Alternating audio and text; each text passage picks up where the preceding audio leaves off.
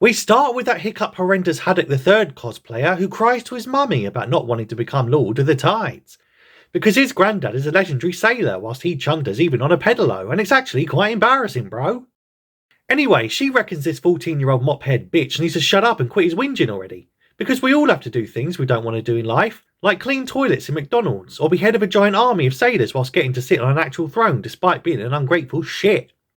Later, Princess Rhaenys tells her ex-daughter-in-law that her walking corpse of her father has finally croaked. And worse, they've totally stolen her fuck-off spiky chair what her dad had promised her back in the day. And now they've gone and crowned that eggy prince what wanks into the sky and makes sport of molesting maids. Bruh. Why Rhaenyra even left King's Landing when her dad was so clearly close to death and the throne would be left so open for the taking by the people who ate her guts, I don't know. Anyway, Daemon is furious and straight up thinks Alicent murdered his brother Viserys, what with all the potions she kept making him drink whilst keeping him in bed all day and not letting him out to exercise and shit. Rhaenys says she's only warning them out of loyalty for her husband and her house, as this really isn't her fight, and that the Greens are totally coming for Rhaenyra and her children. And I, for one, know exactly how deadly Greens can be. The last time the Greens came for me, it was 3 AM on Boxing Day morning after I scoffed too many Brussels the day before and spent the next 5 hours on the bog. God, lucky I got a pack of tiny screwdrivers in my Christmas cracker to fix up the toilet after delivering a surprise that could make even Santa stop laughing. Suddenly, though, all this drama leads to Rhaenyra getting shooting pains before proceeding to finger herself to relieve the tension, but then spotting blood all over her hands. And before you can say, you probably ain't doing it right, love, she starts getting contractions, even though the Maester states she's barely halfway into her 6th pregnancy. Meanwhile, Daemon is preparing for war, and briefs his goons about the best way to do some fisticuffs, before the Sir Harwiny bastard boys are brought before their mum, who looks like she's trying to give birth through her arsehole as well, just like Matt Smith's ex-bird. God, no wonder there's so many problems with childbirth on this show when the women are out here all trying to squeeze mini humans out the wrong frigging pipe. Anyway, their mum gives them an update on the plot, including that bit about their granddad finally succumbing to his scabs, and how their eggy uncle has totally stolen his fancy hat. Jacaerys wants to get sweet revenge on all them traitor peeps and totally wants to follow Daemon into war, so Rhaenyra asserts her position as queen to outright order her own son not to go around starting beef without her explicit consent. Daemon is then told that Lord Corlys has recovered off-screen after getting critically injured also off-screen. I assume because budget cuts and maybe in practical shooting locations for particular actors because COVID and shit. But anyway, he's totally on his way back from A&E and is itching to tear some shit up. JC Boy, what looks a bit like he's auditioning for the lead singer in an Oasis tribute act, tells Daemon that the Queen has expressly forbidden them to go out stabbing up their enemies like a common hog, so he goes outside and makes sure his followers are still loyal by threatening them with his giant fuck-off dragon, yet telling them that they still totally have a choice in the whole loyalty thing. Naturally, they fall over each other to insist they're on the up and up. Whilst back in the chambers, Queen Rhaenyra literally yanks the dead fetus out of her guts like yesterday's turd, and before you can say, "You got red on you," she scoops up the corpse of her 6th child as we realise she's now lost 2 loved ones in the space of an hour. Whew, and you thought you had a bad week. After another funeral scene which parallels the similar burial of the OG Prince Aegon in the first episode, one of the 2 Tweedle Donut twins from the last epi, though your guess is as good as mine as to which one it is, walks up and presents her dad's fancy crown to her, after new King Aegon has chosen to wear the ancient crown of the OG King Aegon back in the day. Everyone bows to the new queen, well, all except Rhaenys, given she bizarrely sees herself as more of a neutral player, and also don't want to get her knees wet. Later, Prince Daemon lists all the forces they have, which totals 30 knights, 100 crossbow blokes and 300 men-at-arms. So basically, they've got enough to protect their gaff, but can totally kiss goodbye at taking the fight to the enemy. Although, if they play their cards right, they may have a few more houses who might help them if they ask nicely enough. Like those Stark peeps out in Winterfell, and the Baratheons over in Storm's End. Though the latter will need to be reminded of his oath.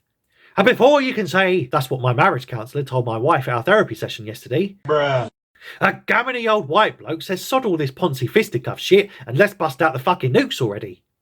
Queen Rhaenyra is flabbergasted at such extreme escalation in rhetoric, and reckons involving the dragons will lead to all-out chaos. And this plan to go all scorched earth will leave them ruling over a literal scorched earth, but just with no fucker left on it. Prince Daemon's eyes, however, light up brighter than epileptics at a rave at the suggestion of all-out nuclear Armageddon, and rattles off a list of all the dragons they have on their side, such as Syrax, Caraxes and Melees, and her boys have Vermax, Arax and Tyraxes. Oh, and Baylor has the rather unfortunately named Moon Dancer. I guess she drew the short straw there and got stuck with the lizard that always gets picked last, like the unsporty dorky dweeb in your PE class. And there are also 3 wild dragons what are yet untamed and slumber under the Dragonstone castle. And the 13 dragons to 4 sound like pretty good odds, so naturally Damon wants to go down to the dungeon and wake up the others to tell them to stop sitting on the fence and totally let me ride you, damn it. Because as Putin knows, you can never have too many nukes. Suddenly, they get word that that scheming Otto bloke has turned up at their doorstep, and in another parallel to earlier epis, Damon and Otto face off again until the stalemate is thwarted once more by an older Rhaenyra on Dragonback, although this time the VFX team seem to have delayed their Friday night pub trip and actually stayed in the office to do some proper green screen work. Anyway, she gets off the beast and calls them all traitors, whilst Otto reckons that the new King Aegon totally wants peace, bro, so stop with all the attitude and let's squash this beef pronto. She says sod that for a game of soldiers, and reminds him that King Viserys totally wanted Rhaenyra to sit on that death trap chair, and not that eggy prince fellow what wanks into the sky and whose favourite hobby is doing a bit of maid raping on a Tuesday. But Otto don't give a stuff and offers him a deal, i.e. to totally cuck and just accept that you got owned and had your birthright stolen by some scrawny soy boy what loves diddling maids, and in return she can keep that big fuck off Dragonstone castle which they'll totally let pass to her phony fakey bastard boys. And to sweeten the deal, they'll even get roles of high honour at court, with Aegon Jr. as the King's Squire, and Viserys Jr. as a fucking cupbearer. Not a joke. Damon, though, ain't having it, and says he'd rather star in a Morbius sequel than agree to these BS terms. Or something like that. Otto plainly states that the new king is called Aegon after the realm's famous and favourite conqueror, and possesses all of the ancient jewellery and weapons that the old king did. And so because he looks the part and sounds the part, that's really all that's necessary to give the impression of legitimacy and keep the people on side. Rhaenyra can't believe the plebby masses would be so easily fooled, but he says they totally ran it through the BBC, so the sheeples ate it up good and proper. Anyway, he emotionally manipulates her by giving her some page out of a ye olde comic book what her and Alicent used to read as kids. Or some shit. Otto pleads with her that they can totally settle this without bloodshed, and she seems to relent, before telling a furious Damon to put his cock away and stop showing off, and they'll have an answer by tomorrow morning. Poor Damon keeps getting blueballed just when he's ready to go tear some shit up, and curses under his breath at how everyone keeps making him walk away like a right cug, with no blood spilled and with his tail between his legs. Later, they're at the tabletop at their local branch of Games Workshop, and Rhaenyra wants to continue preserving her dad's legacy of peace after he devoted his whole life to the cause, and after having been touched by Alicent's gift what triggered all the member berries. Damon explodes and screams this is exactly what happens when you put a fanny in charge, and reckons her emotions are making her weak and that she's acting like a right melt. She wants to put the safety of the kingdom and its peoples first and avoid war at all costs. But he retorts that they've already declared war and she's mugging herself right off letting them steal her chair in return for her kids getting to hold some water jars for their actual usurper traitor masters in a few years. Bruh. Humiliated and undermined, Rhaenyra tells them to clear the room, which is usually accomplished by bringing in a windy maester what had Taco Bell for lunch that day. Although, Princess Rhaenys clearly wants to stay and watch the drama, because much like Damon in episode 8, she's just got a good seat and has started to bust out the popcorn. Anyway, they have a Barney when she mentions that old prophecy shit what her dad was always spouting about in front of giant fuck-off fires. Viserys, though, had never mentioned any of this to his brother, and Damon grabs the neck of his exhausted wife, what had just lost her father and gone through a traumatic stillbirth where she lost loads of blood, and tells her he ain't got time for this mumbo-jumbo as he's got some slags to slash. And at this point, I swear this fella's about 5 seconds away from going full Magneto and saying, "Peace was never an option." And she wants to be careful provoking this fella, as this is the same guy who caved in his first wife's face with a rock after she totally Christopher Reeved herself on a horse because reasons. Bruh. Elsewhere, the black dude who loves the Wachowskis is recuperating in bed, and in a reversal of roles, this time it's the woman that falls asleep straight after taking care of business all night, which in my experience strains credulity and is one piece of fiction too far. Anyway, Rhaenys says she felt totally abandoned after their kids died in 2 separate fiery incidents, also because reasons, and him sailing off on his ship to tour all the sites where they filmed the Matrix trilogy was actually a bit of a piss take, as she really wanted to tag along to see the iconic train station location where Neo and Agent Smith totally flew at each other in slow motion inside a sickly green camera filter.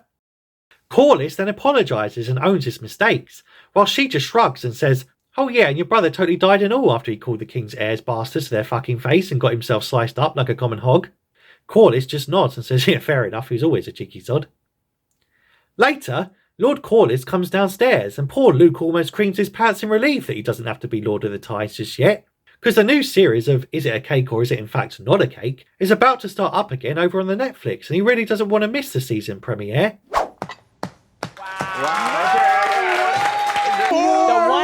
Or some shit. After realising that Baylor is going to be married to Luke and that at least someone with half of Valerian blood will be heir to Skidmark in time, then that's quite enough for Corliss. Now he's giving up all his ambitions for power after losing almost everything in his constant lust for warring. And so he pledges himself and his massive fuck-off fleet to the Queen. They plan their attack, but first must secure support from the lads at Winterfell and Storm's End. So naturally, they decide they're going to send that Noel Gallagher cosplayer off on a dragon to Winterfell, whilst his 14-year-old brother Luke and future heir of Skidmark will fly south to Storm's End. And poor Luke's face drops at the mere sound of that place, and just knows that he's going to be the right mug what ends up drawing the short straw on that one, as it's always his fucking luck. Bruh. Later that evening, Rhaenyra says goodbye to her sons and tells them to swear on their signed copy of Wonderwall that they won't go getting into any trouble, as they're only supposed to be messengers on this mission and not warriors. Hiccup Horrendous Haddock III again looks horrified that his mum's sending him off on a dragon across the actual fucking sea to God knows where, and is shitting more bricks than an Antifa supply drop, before immediately getting lost and flying off into a random cloud. Then Matt Smith does a bit of singing, which, to be fair, ain't as bad as the first Black Dwarf without a beard, what somehow even made the rocks cringe in Rings of Power. But it's still so painful that the wild dragon tries to set his own house on fire to stop the cringe. Meanwhile, Lucerys finally manages to find his way to the unfortunately named Storm's End, and dismounts his tiny beast to see a truly giant fuck-off dragon saying hello in the background. He says he's here to see that Baratheon bozo, and the guards can't believe they've just seen a scrawny soy boy fly a dragon into their courtyard without a helmet due to having a huge fringe because he can't afford a haircut. And before you can say you can't park that lizard there, it's going to get clamped, we cut to the main hall of the castle where bozo Baratheon sits on a tiny throne. Well, looks like it's made out of butt-numbing granite, to be fair. Worryingly, Prince Aemond is also there. You know, the geezer whose eye he cut out as kids when they were fighting like common thugs in a Hackney playground? Well, he's totally still not bitter about it at all, and totally doesn't spend the entire scene eyeing him up and shit. LOL! Luke delivers the message in the form of a written scroll, and hilariously, Lord Baratheon is 40-odd years old and seemingly illiterate because he didn't quite make the scholarship points necessary to attend Derek Zoolander's Centre for Kids Who Can't Read Good, so now he has to rely on his maester telling him what's going down in the morning's newspapers and shit. The Lord is outraged by the Queen's simple message to remember his oath he swore to her about 20-odd years ago to recognise her as the King's heir, and that she sent her little soy boy Sprog over without a gift or offering, like flowers, or some of those little chocolates you get in a Thornton's gift basket. So naturally, he asks little Lukey what he'll get in return if he agrees to this trucy team-up, and which of his daughters will he wed, because he can't get shot of these hags for love nor money. And I'm not being funny, but this is the easiest game of Shag, Marry, Avoid I've ever friggin' seen. And looking at them, it's all pretty much in that order. Anyway, he says no thanks because I'm already taken and your girls are right munters. But before he can turn to leave after that lord fella tells him to sod off then, Prince Aemon chucks a blade at his feet and tells him to pluck out his eye, as payment for his, apparently. And why he wears the eye patch when he's sporting a badass blue crystal in his cracked socket, I don't know. Aemond is about to start throwing limbs when Bozo warns that if he starts beef under his roof, he'll totally tell his mummy and get him in all sorts of bother. So naturally, Prince Aemond cucks out and seemingly lets it go. Bizarrely, there's a storm raging outside, even though they're literally at a place called Storm's End. And this thing looks like it's just beginning. Goh, personally, I'd sue the letting agent for this level of false advertising. Anyway, he notices the giant fuck-off dragon is already gone, and anxiously flies off into a raging thundercloud without even getting advice or a weather update from air traffic control. Suddenly, said giant fuck-off dragon appears and begins chasing him through the storm clouds. Turns out this is Prince Aemond and the ancient she-dragon Vhagar, who he totally claimed before his cousins could back in episode 7, in a bigger robbing of the black community by a white man than when Elvis totally teethed their blues music back in the day. And the size comparison is hilarious watching this soy boy ride a soy dragon when compared to that fucking beast. It's like that time I sneakily compared pee-pees with that guy in the gym and then got horribly depressed about my own inadequacy the next morning. And not because of the size, but more because I had no idea foreskins were supposed to be pink and not green. Anyway, They have a mid-air tussle as Prince Aemon tries to give his nephew a little fright, before the scrawny soy dragon wets its keks and lets out a little fire burp of fear into Vhagar's face, which pisses off the boss bitch royally, until she totally chomps through Arax like a KFC chicken wing in revenge for burping in her face so rudely, which leads to poor Hiccup suffering a literal mid-air hiccup. And it looks like it's curtains for the young heir of Skidmark, who didn't want to be Lord of the Tides aka Aquaman anyway. And now he's gone off to join his Sir Harmony bastard father in the sky as grisly chunks of his body fall down to the sea. Well, Sir Harold did warn them back in episode 7 that it's all fun and games till the giant fuck-off dragon chews you in half and you lose an eye. Or something like that. And it was at that moment Aemon knew he fucked up, and just stares in bewilderment before shouting, "Naughty Vhagar! Stop doing all these bad things!" But man, that must have been a pretty awkward ride home in silence after straight up murdering his nephew after recklessly losing control of an ancient hell beast. And in the show's closing moments, Rhaenyra is told of Prince Lucerys' pathetic demise, before realising she's just lost 2 kids in 1 episode, kind of like how Rhaenys lost 2 kids in 2 eps this series. But it's worse for the Queen because she's also lost her dad and fancy chair too. Man, I suppose that's what you get when you bump off your homosexual husband just to marry your own uncle. What goes around comes around, Gil. Just like a carelessly thrown boomerang. And we end on a shot of a furious yet determined Rhaenyra, in stark parallel to her face at the end of episode 1, where she was unsure and anxious about the whole heir of the realm malarkey and being the first fanny on the throne and shit. And that's it. That's the end of the series. Man, what a ride! Which, incidentally, was the exact same phrase I used in my 5-star review for Brandy's services last night, what I left on www.quickhosforblow.com. Anyway, consider ringing that bell thing so you don't miss any future recaps. Like Season 2. If I'm still around and can totally keep up with all this relentless plotting, but also features more cast changes than Sugar Babes lineup, say hello in the comments if you have time, and I'll see you in the next one.